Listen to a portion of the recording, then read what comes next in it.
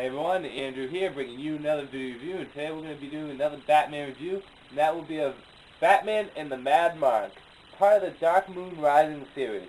For those of you who did not see my Monster Man review, the Dark Moon Rising series takes place in the modern continuity, in Batman's first year. So, it takes place directly after Batman Year 1. In addition to that, all the stories are actually Golden Age stories, revamped, given a modern continuity facelift. Now, in The Mad Monk, Batman and Jim Gordon are finding all these victims across Gotham, and they are being drained of blood. In addition to that, they have huge lacerations on their necks. This makes Batman come to a conclusion that he can't accept, that it's a vampire attack. Now, see, Batman's very much rooted in realism, very much a scientist, believing in science. He's a creature of science, as Jason Todd once said. And magic, all that stuff, ugh. That's over there, Batman doesn't deal with that. Give that to someone else. Batman deals with scientific stuff. So it's really hard for him to come to grips that it could be a vampire attack. Now, at the same time, Julie Madison is getting more and more concerned about her father's condition. He has become very paranoid or schizophrenic since seeing and encountering Batman and the Batman knowing his name. Now, because of this, she tells her friends this at a club, and one of the Mad Monk's disciples overhears them. And she claims that her boyfriend, who is really the Mad Monk, could help her, and help her father. So she gives her the card, and Julie actually goes out to this big giant castle. That should have been warning number one to her, but she goes to this big giant castle and meets up with the Mad Monk. Now, the Mad Monk puts her under the spell and forces her to do his bidding, mainly to get money so he can fund his cult. Now, the Mad Monk is actually a really cool character from the Golden Age. He was a villain that the Batman took on in some of his earlier stories. And the Mad Monk is a vampire, a fairly strong one too. Now, in the modern continuity, he's more or less has all this cults and disciples, and they're all human, and he forces them to drink the blood of his victims and promise them immortality. Eventually, the Batman catches on what's happening to Julie and where the Mad Monk is located, and he goes to attack the Mad Monk twice. The first time he gets injured by traps and wolf attack. The second time he has the final confrontation between him and the Mad Monk.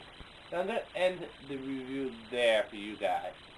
Now it's on to the good, the bad, and whether or not you should get it. Well, let's start with the good.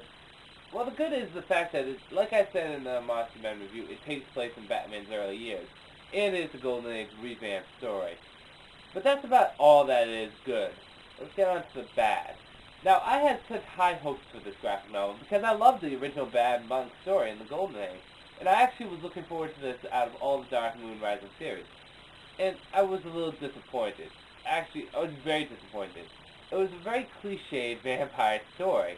I mean, the vampire kills victims, seduces girls, and eventually meets his fate.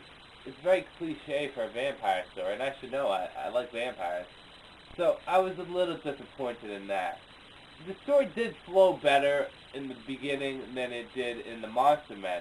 However, I felt as though the ending was kind of just anticlimactic. Without spoiling too much, I expect a huge fight between Batman and the Mad Monk. It started off good, but it just ended horribly. The only good thing that comes out of this is, again, spoiler, Batman and Julie end their relationship, which is good because it really wasn't going to last. And in the first graphic novel, it was good. In this one, it really wasn't there. On the whole, Batman and the Mad Monk is kind of just a boring story. I really was looking forward to it, and I was very disappointed. Which leads me to the conclusion that when I go into stuff, I should just go into it with no opinion whatsoever. Then if it's horrible, I won't be disappointed. And if it's good, I'll be incredibly surprised. But it's going to take me a while to do that. Now, whether or not you should get it, well, it's very much the same as Batman and the Monster Men. For new readers, I suggest avoiding this overall and get the major titles first. For more veteran Batman readers, or readers that want to, follow the timeline correctly, then yeah, you probably would pick this up. However, I would just go into it knowing that it's going to be a mediocre story at best. Not absolutely horrible, it's just not good. it won't stand out to you. You're going to read it and then put it on your shelf. Luckily, it's a pretty cheap buy.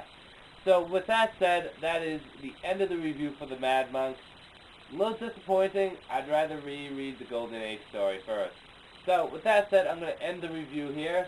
This is Andrew. I'm going to say peace out for now.